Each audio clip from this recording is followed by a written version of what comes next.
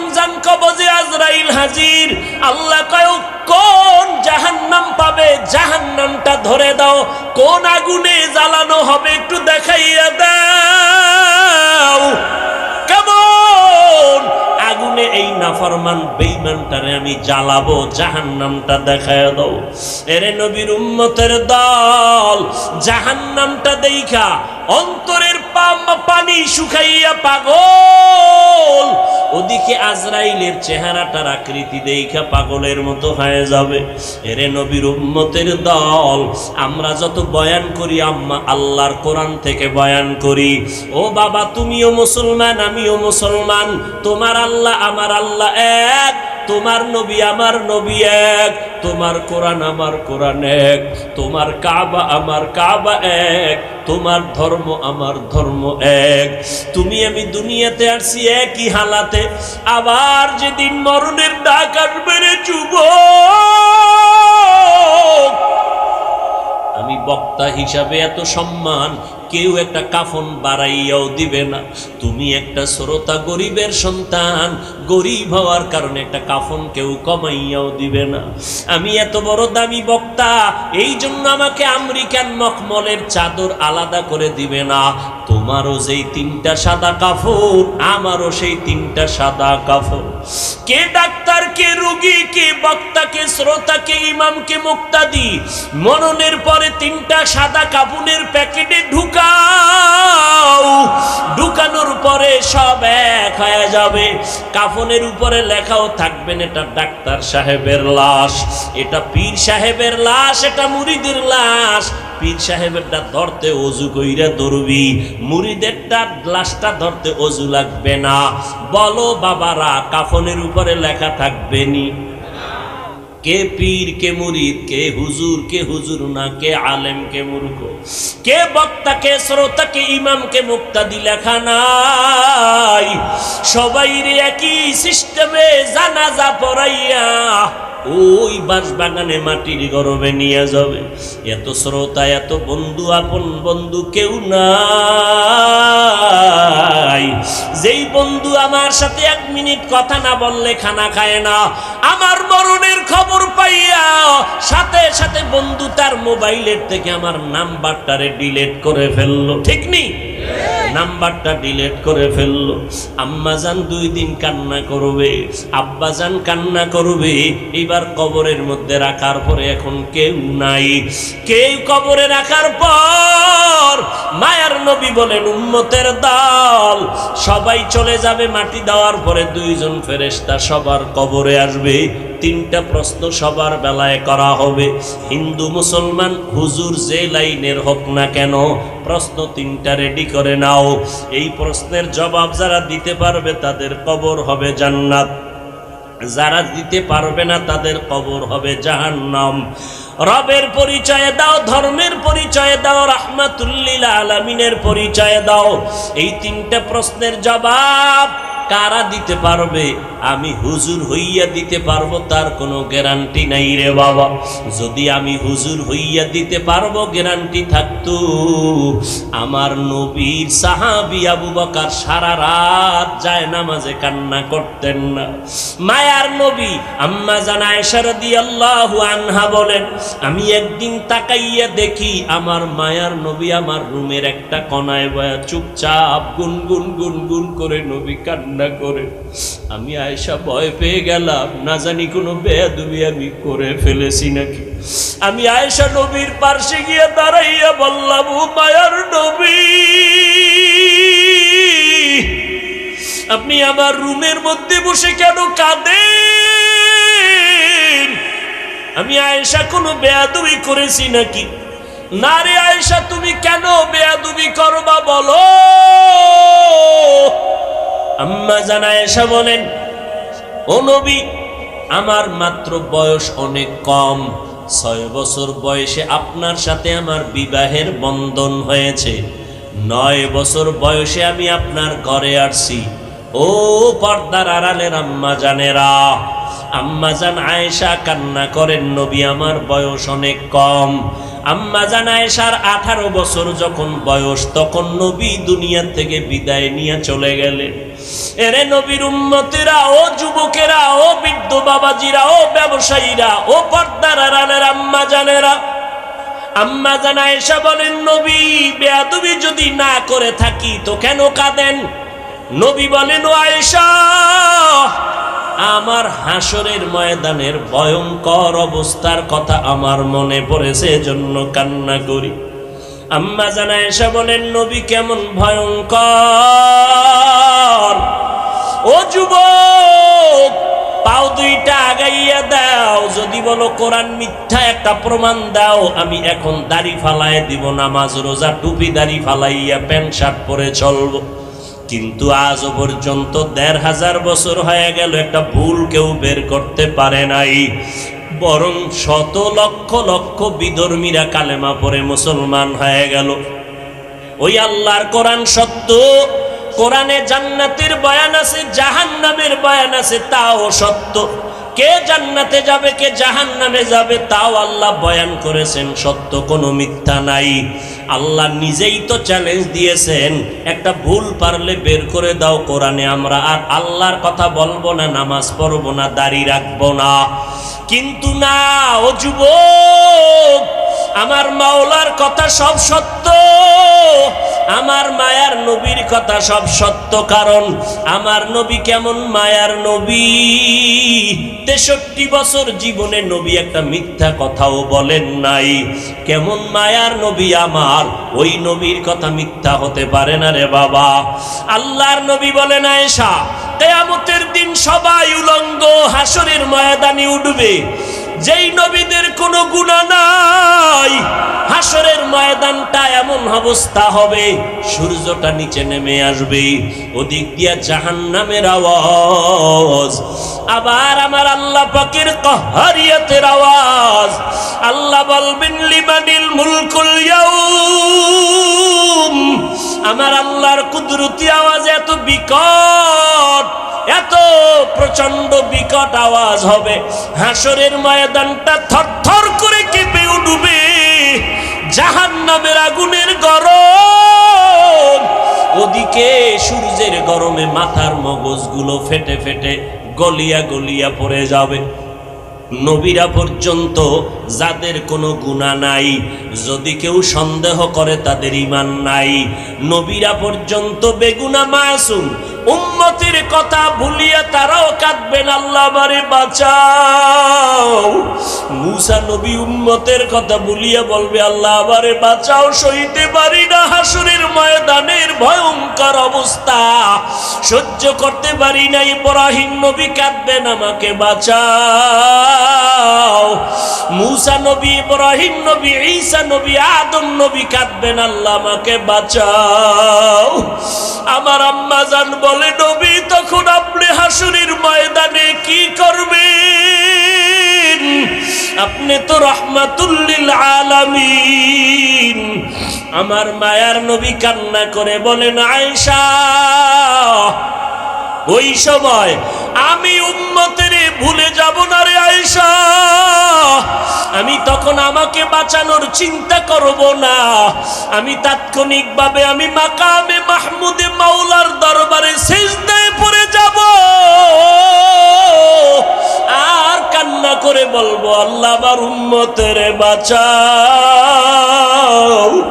ও আল্লাহ আমার উম্মতের কই,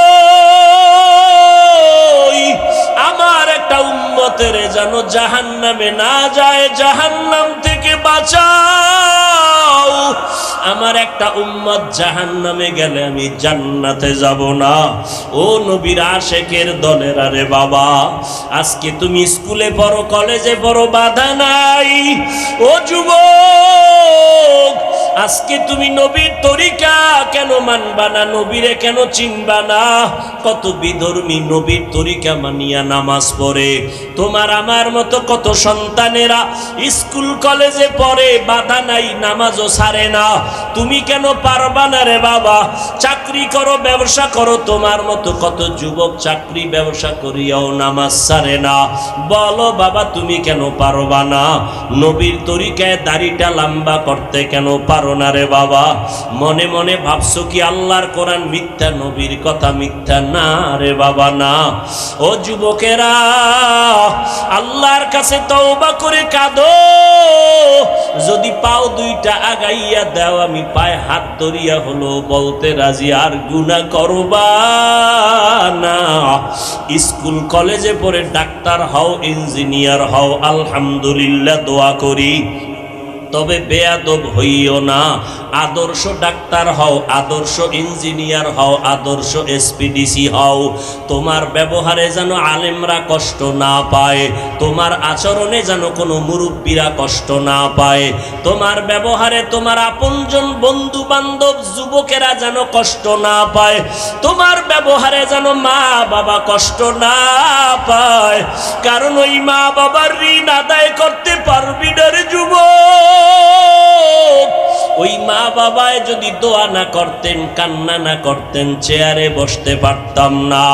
ওই মা বাবার চোখের পানি আর দোয়ার কারণে আজকে তুমি লেখাপড়ায় পরীক্ষায় ভালো নাম্বার পেয়েছো।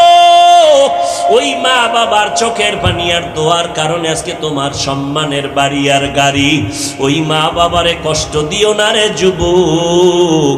ওই মা বাবার দোয়া নিয়ে সামনে আগাও, না হয় আগাইতে পারবা না।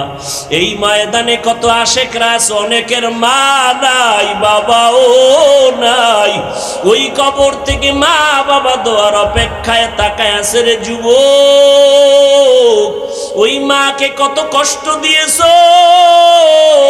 আজকে তোমার ডানে বামে কত যুবকের চোখে পানি তওবার নিয়ত করেছে, অথচ তোমার চোখে পানি নাই, দিলটা পাথরের মতো শক্ত। কারণ কি? মা বাবাই বুঝি বরদোয়া লাগায় দিছে তোমার কপালে। তোমার ব্যবহারে বুঝি মা বাবা কষ্ট পাইয়া বরদোয়া করে ফেলেছে, তোমার কপালে বরদোয়া লাগছে, চোখে পানি নাই। ওই মা বাবা যদি বেঁচে না থাকে, কবরের কিনারায় যাইয়া একটু কাঁদিও, আল্লাহর কাছে দোয়া করিও, মা বাবার জন্য নেক আমল করিও, গুনাহ করিয়া মা বাবার কবরে আযাবের কারণ হইও না। যার মা বাবা বেঁচে আছে, ঘরে গিয়া পারলে মাকে বলিও, মা মাথায় হাত দিয়ে একটু দোয়া করিয়া দাও, তোমার দোয়া ছাড়া আমি সামনে আগাইতে পারবো না। ও মা, তোমার ঋণ আদায় করার ক্ষমতা নাই। ও যুবক, এখনো সময় আছে, তওবা করো। মনে মনে আল্লাহকে ডাকো আর বলো, আল্লাহ সূর্যের গরম সইতে পারি না, হাসরের মাঠে গরম কেমনে সহ্য করব। আজকে থেকে তওবা করে ফেললাম, মরিয়া গেলে যাব। হায়াতের মালিক তুমি, ইজ্জতের মালিক তুমি, রিজিকের মালিক তুমি। আর নামাজ ছাড়বো না, দাড়ি কাটবো না, বেপরদায় চলবো না। যার প্ররোচনায় পড়িয়া, যার কথার পেছনে গিয়া, যার পেছনে দৌড়াইয়া নবীরে ভুলিয়া গেছো, ওই লোক কিন্তু তোমার আপন না। ওই লোকটা তোমার জীবনের বড় দুশ্মনে পরিণত হয়ে যাবে। তোমার আমার আপন আল্লাহ, আমার নবীর সুন্নত। আজকে থেকেই তওবা করো, নামাজ ছাড়বা না, দাড়ি কাটবা না, মা বাবারে কষ্ট দিবা না, ওলামায়ে কেরামের বিরোধিতা করে গুনাহগার হবা না, নবীর তরিকা মতে চলবা, স্কুল কলেজ লেখাপড়া করবা, আদর্শ নিয়ে চলবা, 5 ওয়াক্ত নামাজ পড়বা, মা বাবার দোয়া নিয়ে চলবা, মুরব্বীদের সাথে খারাপ আচরণ করবা না। যদি খাঁটি অন্তরে তওবা করতে পারো, আল্লাহ গুনাহগুলো মাফ করিয়া জান্নাতি বানায় দিবেন। ও বান্দা, তুমি যেই লাইনেই দৌড়াও, দল কিন্তু দুইটা রাস্তা, দুইটা, একটা জান্নাতের আর একটা জাহান্নামের। তুমি কোন রাস্তায় যাইতে চাও, আগে হিসাবটা করিয়া সামনে আগাও। আল্লাহর কাছে এখনো সময় আছে, তওবা করো। তবে এটাও সত্য, আমার মায়ার নবীকে 13টা বছর দেখলো, বয়ান শুনিয়াও আবু জাহাল কালেমা পড়তে পারলো না। এই রকম কিছু পাথরওয়ালা মানুষ জমিনে থাকবে, এরা তওবা করবে না, বরং উল্টা বিরোধিতায় লিপ্ত হয়ে যাবে। আবার একদল গোলামরা তওবা করে কাঁদবে আর বলবে, আল্লাহ মাফ করে দাও, আর গুনার কাছেও যাব না। ও আল্লাহর বান্দা, যাদের অন্তর তওবার জন্য তৈরি হয়ে গেল, মরিয়া গেলে যাব, গলায় ছুরি আসলেও মরবো, তারপর আর নামাজ ছাড়বো না, বেপরদায় চলবো না, সুন্নতের বাইরে চলবো না, দাড়ি কাটবো না, মা বাবার দোয়া নিয়ে আলেমদের পরামর্শ নিয়ে নেক আমল করবো। আল্লাহ আমাদের সবার দিলের তওবা কবুল করে নেন, তওবার উপরে মজবুত হইয়া চলার তৌফিক দান করেন, আমিন। আজ এই মাহফিল আখিরাতের বাজার বা আখিরাতের সম্বল সঞ্চয় করার এই মাহফিল। আর দুনিয়া মাজরাতুল আখিরা, দুনিয়াটা হলো আখিরাতের ফসল কামাই করার জায়গা। আল্লাহ আমাদেরকে পাঠিয়েছেন, আমরা কেউ আসি নাই, আমাদেরকে পাঠানো হয়েছে। কে পাঠিয়েছেন? আল্লাহ। আমরা কেউ আসি নাই। কেউ যদি কাউকে পাঠান বিনা কারণে, না কোনো কারণ থাকে, অবশ্যই কারণেই পাঠিয়েছেন।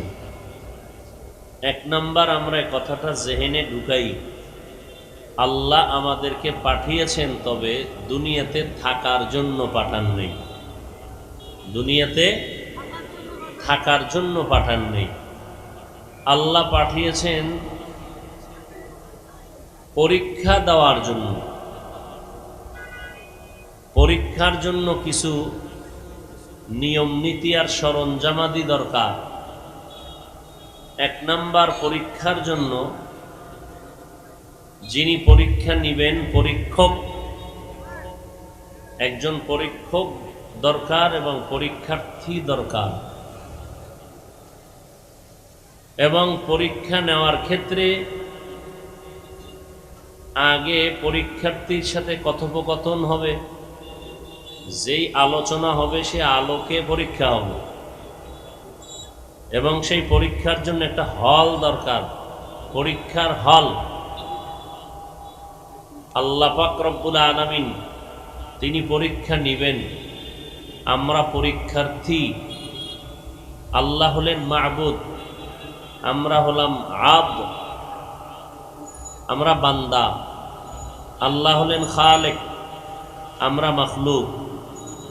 আল্লাহ হলেন স্রষ্টা, আমরা হলাম সৃষ্টি। আল্লাহ পাক আমাদেরকে ক্লাস করাইছেন আমাদের নিয়া। লেখাপড়া যেখানে আছে সেখানে পরীক্ষা আছে। আল্লাহ আমাদেরকে সবক দিয়েছেন তাওহীদের উপরে, বিষয়বস্তু তাওহীদ, একাত্মবাদ। ওই তাওহীদের ক্লাস করেছিলেন আমার আল্লাহ, এবং সেই ক্লাসের মূল থিম ছিল আলাস্তু বিরাব্বিকুম, আমি কি তোমাদের রব নয়। ওই ক্লাসের মধ্যে আল্লাহ পাকের সমস্ত বানানো প্রাণীদের রূহ সেখানে জমা ছিল, রূহের জগৎ। আল্লাহ যখন প্রশ্ন করলেন, আমি কি তোমাদের রব নয়, কেউ জবাব দেননি। দীর্ঘ সময়ের পরে প্রথম যিনি জবাব দিয়েছেন, যার আত্মা, তিনি হলেন রহমাতুল লিল আলামিন। আমাদের নবী জবাব দিলেন, অর্থাৎ তার আত্মার থেকে জবাব আসলো, বালা, হ্যাঁ আপনিই আমাদের রব। অন্যান্য মুমিন মুসলমান যারা, তাদের আত্মাও বলল, হ্যাঁ আপনি আমাদের রব। বেদিন বেঈমান যারা, আল্লাহ জানেন যে এরা দুনিয়াতে গিয়া আল্লাহকে মানবে না, বিরুদ্ধে চলে যাবে, কিন্তু সেই ক্লাসের মধ্যে তারাও জবাব দিছিল, বালা আপনি আমাদের রব। আল্লাহ জানতেন যে এখানে দল ভাগ হয়ে গেছে, একদল আমার পক্ষে আর একদল বিপক্ষে। যেহেতু আল্লাহ গাইবের মালিক, আল্লাহ কতজন? জিব্বা নাড়াইয়া মহব্বতে এবং খুব দৃঢ়তার সাথে, সন্দেহ মুক্ত হইয়া, ফ্রেশ মনে বলেন তো আল্লাহ কতজন? তিনি মাখলুক না খালেক? মাখলুক, খালেক, বাকি সব মাখলুক। আল্লাহ যে এক, বলুন তো কোন দিক থেকে এক? বুঝেন ভালো করে, আল্লাহ যে এক, কোন দিক থেকে এক? কেমন এক? যার কোনো দুই নেই। যার কি নেই? আল্লাহ জাতের বেলায় এক, গুণের বেলায় এক। আল্লাহর জাত এককভাবে, এর সাথে কারো অংশ নাই। যদি কেউ অংশ মনে করে তো আল্লাহ যে এক, এ কথা আর থাকে না। আল্লাহর সাথে অন্যকে যদি একটু তুলনা দিতে যায় তো আল্লাহ যে এক, এটা আর থাকে না। আল্লাহ এককত্বটা দুর্বল হয়ে যায়। কথা বুঝাইতে পারছি? আবার বুঝেন, আল্লাহ কয়জন? কেমন এক? যার কোনো দুই নাই, যার কোনো তুলনা নাই। আল্লাহর ক্ষমতার মতো কারো ক্ষমতা যদি কোন আছে, তাহলে আল্লাহ যে এক, এ কথা তো আর থাকে না। না, আল্লাহর ক্ষমতার মতো আরো একজন আর আছে, তার মানে আল্লাহর ক্ষমতার সাথে দুইজন পাওয়া গেল। এইভাবে বললে আল্লাহ এক, এ কথা থাকে?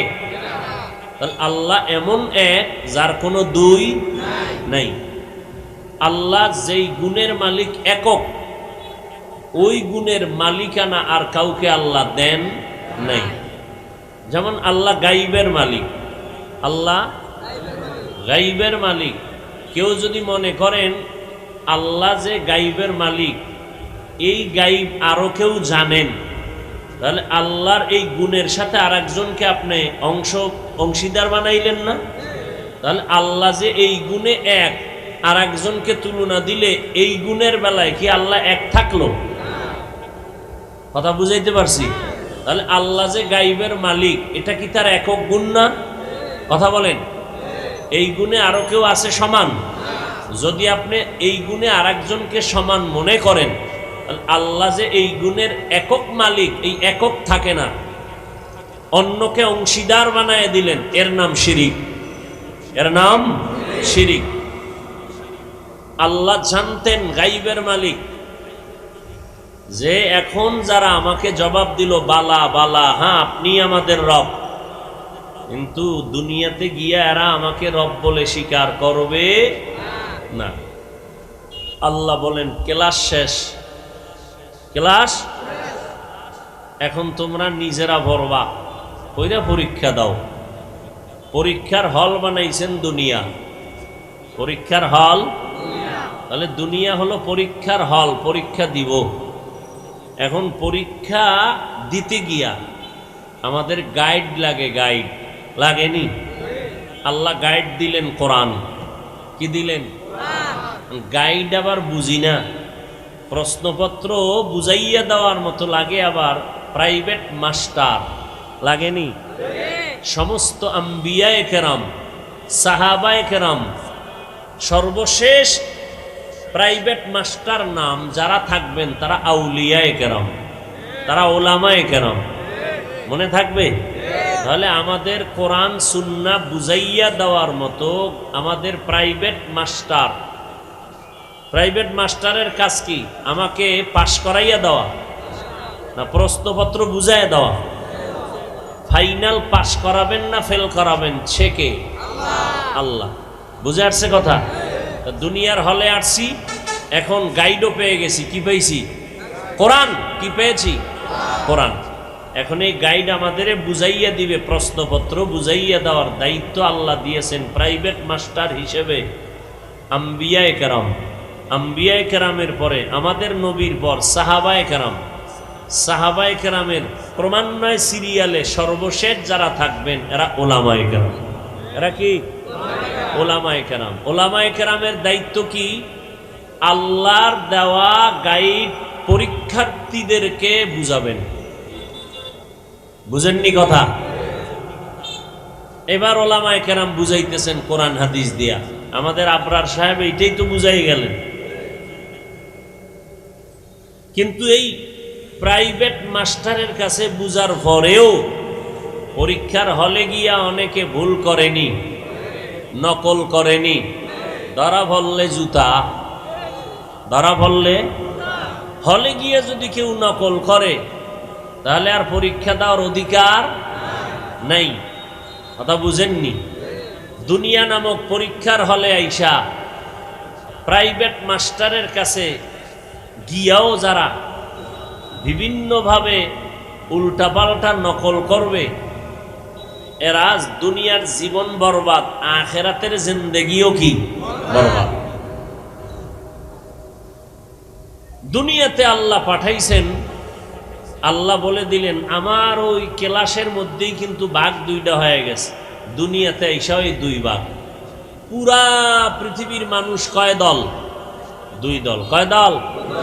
এক দল আল্লাহ মানেন, আর এক দল স্বীকার করেন আমার রব আল্লাহ, আর এক দল স্বীকার করেন আমার রব আল্লাহ না, অন্য কেউ।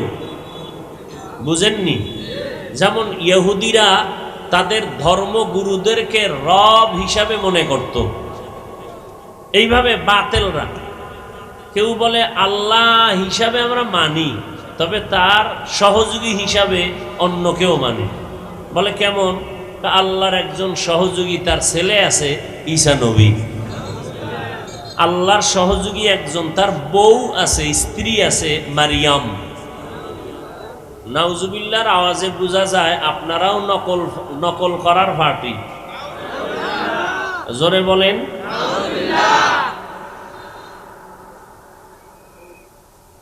তো আল্লাহ পাক রব্বুল আলামিন গোটা দুনিয়ার মানুষকে দুই দল বানায় দিলেন। এক দল রব মানে আল্লাহ, আর এক দল আল্লাহকে রব মানে না। বুঝেননি কথা? যারা আল্লাহকে রব বলে স্বীকার করে, ইসলাম এবং শরীয়তের পরিভাষায় তাদেরকে মুসলমান, মুমিন, মুসলিম, মুত্তাকি বলা হয়। এরা মুমিন, এরা মুত্তাকিন, এরা মুসলিম। যারা আল্লাহকে রব বলে স্বীকার করে না, এরা দুই দল। এরা আবার কয় দল? এক দল পুরান, আর এক দল নতুন। পুরান মানি জন্মসূত্রে বংশধারাটাই রবের বিরোধী।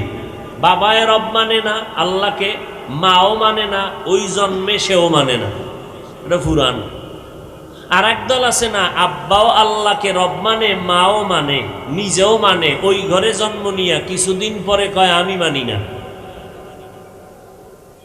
তাহলে এটা পুরান না নতুন? যারা রবকে, আল্লাহকে রব বলে মানে না, পুরান, এদেরকে ইসলামের পরিভাষায় কাফের বলা হয়। এরা কি? আর যারা নতুন, যেমন তাসলিমা নাসরিন, কথা বলেন না কেন, আহমদ শরীফ, এরকম আরো যারা আছে আপনাদের গুরু অনেকের, এরা পুরান না নতুন? এদেরকে শরীয়তের পরিভাষায় বলা হয় মুরতাদ। কি বলা হয়? এই পুরান বলেন আর নতুন বলেন, এই দোনোটা মিলা এদের একটা নাম আছে, নাস্তিক। এদের এক নাম কি? নাস্তিকের মধ্যে এরা দোনো দল ঢুকানো, পুরানটাও আছে, নতুনটাও আছে। বুঝাইতে পারলাম? এবার আল্লাহর কোরআনের ভাষায় কি বলছেন এই দুই দল?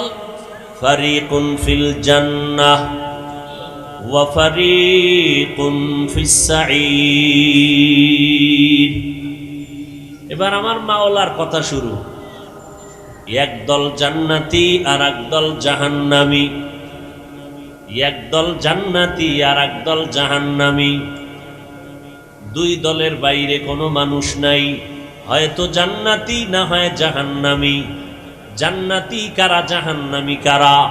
আল্লাহ বলেন ইন্নাল আবরারা লাফি নাঈম ওয়া ইন্নাল ফুজ্জারা লাফি জাহিম। যারা নেক আমল করবেন, আল্লাহ মানবেন, নবীর আদর্শ মানবেন, তারা জান্নাতি। আর যারা গুনাহ করবে, আল্লাহর অবাধ্য হবে, নবীর দুশমনি করবে, আদর্শের বিরোধিতা করবে, তারা জাহান্নামী। তারা কি? قال النبي صلى الله عليه وآله وسلم كل أمتي يدخلون الجنة إلا من أبى। পয়গম্বর বলেন, হে উম্মত, দুনিয়াতে সব উম্মতেরা জান্নাতে যাবে, তবে আমি মুহাম্মদ রে যারা মানবে না তারা জান্নাতে যাবে না। কিলা মান আবা, সাহাবায়ে কেরামদের একদল বললেন, নবী কারা আপনাকে মানে না? ক্বালা, নবী বললেন, মান আতাআনি দাখালাল জান্নাহ, যারা আমার অনুসরণ করবে তারা আমাকে মেনে জান্নাতে যাবে। ওয়া মান আসানি ফাকাদ আবা, যারা আমার বিরোধিতা করবে তারা আমার অনুসরণ না করার কারণে তারা জাহান্নামে যাবে। সবাই এখানেও দুই দল বসা, একদল জান্নাতি আর একদল জাহান্নামী। স্থানও আমাদের দুইটা, হয়তো জান্নাত না হয় জাহান্নাম। তবে এখানে একটা মজার কথা আছে। মজার কথা কি? আমার আল্লাহ বড় দয়াময়, আমার আল্লাহ বড় রহমান, আমার আল্লাহ বড় গফফার, আমার আল্লাহ বড় সত্তার।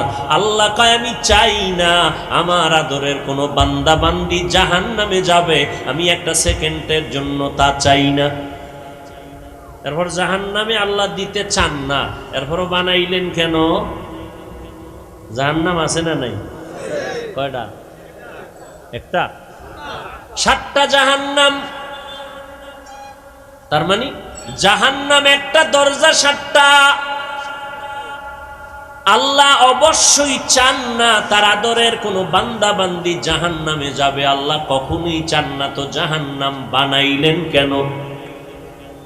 আর আল্লাহ যে চান না তার দলিল কি? যদি আল্লাহ মানুষকে জাহান্নামে দিতে চাইতেন না, তাহলে শয়তানের কেন বানাইয়া আঙ্গ পিছনে লাগাইয়া দিলেন? লাগাইছেন? খুব কঠিন কথা। আল্লাহ তাআলা জাহান্নাম বানাইছেন কেন? আল্লাহ জাহান্নামে কাউকে দিতে চান না, এরপরও বানানোর কারণ হলো, ও দুনিয়ার মানুষ, বিস্তারিত জবাবের আগে সংক্ষেপ একটা কথায় জবাব হলো, জমিনের মধ্যে কিছু গাদ্দার, এরা কথায় কথায় বলবে জান্নাতে সবাই গেলে জাহান্নামে কারা যাবে? আছেন এরকম গাদ্দার? এত সওয়াব দিয়া হবে কি? আমি যেই লাইনে আছি এই লাইন ছাড়বো না, জাহান্নামে গেলে যাব। আছে না নাই? আল্লাহ কয়, যেহেতু কিছু গাদ্দারেরা জাহান্নামে যাইতেই চাও, আমি একটু তোরে দিতেই চাই, গিয়া দেখ মজা কেমন। যেহেতু তুই যাবি, কিন্তু আমি চাই না। আমি যে চাই না তার দলিল কি? 1 নাম্বার দলিল, পয়গম্বর বলেন, পৃথিবী নামক গ্রহে যত মানুষ আল্লাহ পাঠিয়েছেন, কিয়ামত পর্যন্ত পাঠাবেন, সবার নামে জান্নাতে বাড়ি বরাদ্দ করা আছে, আলাদা আলাদা রেজিস্ট্রি করা আছে। নমরুদের নামের বাড়ি, ফেরাউনের নামে জান্নাতে বাড়ি, কারুনের নামে জান্নাতে বাড়ি, বেশ্যা তাসলিমার নামে জান্নাতে বাড়ি, ডব্লিউ বুশের নামে জান্নাতে বাড়ি, যারা আল্লাহ মানে না তাদের নামেও জান্নাতে বাড়ি। এক কথায় নবী বলেন, পৃথিবীর সব মানুষের নামে নামে বাড়ি আছে জান্নাতের ভেতরে। এটা এক দলিল। প্রশ্ন হতে পারে, জান্নাতে যদি ফেরাউনের বাড়ি থাকে তো জাহান্নামে কেমনে যাবে? অথচ আল্লাহর কোরআন, নবীর সুন্নাত সাক্ষী, এরা জান্নাতে যাবে না, ফেরাউন চিরস্থায়ী জাহান্নামী। এরে নবীর উম্মতের দল, পয়গম্বর বলেন, যারা আমার অনুসরণ করবে তারা জান্নাতে যাবে, যারা আমার অনুসরণ করবে না তারা জাহান্নামে যাবে। অনুসরণ করা আর মোহাব্বত করা এক নয়। মোহাব্বত করা, অনুসরণ করা ভিন্ন জিনিস। এখানে আপনারা যারা বসছেন, দাঁড়ায় আছেন, আল্লাহর কসম করে বলি, আমি 100 বিশ্বাস করি আপনারা আমাকে ভালোবাসেন, কিন্তু আমি এটাও বিশ্বাস করি 100 কেউ আমার অনুসরণ করেন না। এবার অনুসরণ মানি ভালোবাসা অন্তর থেকে, দূরের থেকে হয়। আর অনুসরণ হলো যে যার অনুসরণ করবে তার রঙে রঙিন হয়ে যাবে। যেই ব্যক্তি আমার ভালোবাসার পরে চূড়ান্ত অনুসরণ করবে, ওই লোকটার টুপিটা আমার টুপির মতো হবে, ওই লোকটার পোশাকটা আমার পোশাকের মতো হবে। যেই মানুষটা মদিনাওয়ালা নবীর অনুসরণ করবেন, ওই বান্দার দাড়িটা কোনো পণ্ডিতের লাইনে হবে না। ওই বান্দার দাড়ি হবে মদিনার কালার অনুযায়ী, ওই বান্দার টুপি মদিনার কালার অনুযায়ী হবে, ওই বান্দার চলাফেরা মদিনার লাইন মতো হবে। যার দাড়ি মদিনার লাইনে নাই, যার টুপি মদিনার লাইনে নাই, যার পোশাকটা মদিনার রঙে নাই, প্রমাণ হলো সে নবীর অনুসরণ করে না। আবু লাহাব নবীরে ভালোবাসে, অনুসরণ করে না। আবু তালেব নবীরে ভালোবাসে, অনুসরণ করে না। আল্লাহর নবী বললেন, আমাকে যারা অনুসরণ করবে তারা জান্নাতি, যারা অনুসরণ করবে না তারা জান্নাতেও সহজ হয়ে যেতে পারবে না। অনুসরণ বুঝেননি কি? আমি নবীর জন্য জীবন দিতে রাজি, নামাজ পড়তে রাজি না। আমি নবীর জন্য জীবন দিতে রাজি, দাড়িটা লম্বা করতে রাজি না। আমি নবীর জন্য জীবন দিতে রাজি, সুদের ব্যবসা ছাড়তে রাজি না। আমি নবীর জন্য জীবন দিতে রাজি, সাহাবায়ে কেরামদেরকে আদর্শের মাপকাঠি মানতে আমি রাজি না। এই কোয়ালিটির মানুষগুলো ভালো করে চিহ্নিত করে নাও, এরা ইসলামের ব্যানারওয়ালা রসুলের বড় দুশমন। তো কুজাওয়া সুন্নতে আহমদ কুজা বা মোহাম্মদ কৈবুবদ নিসবতরা কারে শয়তা মিকুনিনা মতওলি গরওলি ইনস্তু নানত বরওলি মান আহাব্বা সুন্নতি কওলে রসুল মজদায়ে কানা মাই হাম কুন কবুল। শুনো, ওয়াইল নামক জাহান্নাম বড় ভয়ঙ্কর জাহান্নাম। ওয়াইল নামক জাহান্নাম মুসল্লিদের জন্য যারা নামাজ পড়ে। এবার বুঝেন, নামাজ পড়িয়াও ওয়াইল নামক জাহান্নামে যাওয়া লাগবে। যারা বাংলা পড়তে পারেন মোবাইলে এই সূরাটা ডাউনলোড করে তরজমাটা ব্যাখ্যা পড়ে দেখো বাংলায়। ফাওয়াইলুল লিল মুসাল্লিন, কেমন মুসল্লি যার জন্য ওয়াইল নামক জাহান্নাম আল্লাহ বানায় রাখছে। কেমন নামাজি মুসল্লি যার নামাজ হবে ওয়াইল নামক জাহান্নামে যাওয়ার কারণ। ও নামাজি ভাই, ইমাম সাহেবকে রাত একটু লম্বা নিলেই তোমার নামাজের ভিতরেই মাথা গরম। আল্লাহর সাথে কথা বলবে কখন? নামাজের ভিতরে হুজুরির উপরে গরম হয়ে গেছে। ভাইরা আমার, এই নামাজ হাসরের ময়দানে বিচার। প্রথম প্রশ্ন হবে নামাজের হালাতের হিসাবটা দেওয়া আগে। নবী বলেন, মুসলমান আর বেঈমানের মধ্যে ব্যবধান হলো নামাজ। বেঈমানেরা নামাজ পড়ে না, মুমিনেরা নামাজ কখনো ছাড়ে না। এরে নবীর উম্মতের দল, আল্লাহ তাআলা বলেন, আমি কাউকে জাহান্নামে দিতে চাই না। তার এক দলিল গেল, সবার নামে জান্নাতে বাড়িয়েছে। তার আর একটা দলিল শুনেন, আল্লাহ তাআলা কিয়ামত পর্যন্ত ইসরাফিলের সিংহায় ফুৎকার দেওয়ার আগ পর্যন্ত তওবা নামের দরজাটা খুলিয়া রাখছেন। আল্লাহ পাক বলেন, ও বান্দা, তুই তো গুনার পাহাড় করছো, একদিনে করো নাই। একদিন, 2 দিন, 3 দিন, 1 মাস, 2 মাস, 1 বছর, 2 বছর করে করে গুনাহ করে করে করে করে এখন বিশাল পাহাড় বানাইছো। 40-50 বছরের গুনার দ্বারা বিশাল একটা পাহাড় হয়ে গেছে।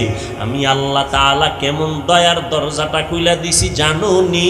যদি একটু তওবা করার মতো করতে পারো, আমি একটা সেকেন্ডের চোখের পানি যদি ছেড়ে দাও, আমি তোর 50 বছরের গুনাহ একটা সেকেন্ডের মধ্যে মাফ করে দিব। আল্লাহ চায় তুই তওবা কর, গুনাহমুক্ত হইয়া কবরে আসবি। যদি কবরে গুনাহমুক্ত হয়ে যেতে পারো, মরণকালে যদি তোমার জবানে কালেমা জারি হইয়াই যায়, আল্লাহ তাআলা জিবরাইল আমিনকে পাঠাবেন। এই বান্দা কোন জান্নাতটা পাবে তার ছবিটা তার চেহারার সামনে একটু দেখাইয়া দাও। ওদিকে আজরাইল আসছে তোর জানটা নেওয়ার জন্য।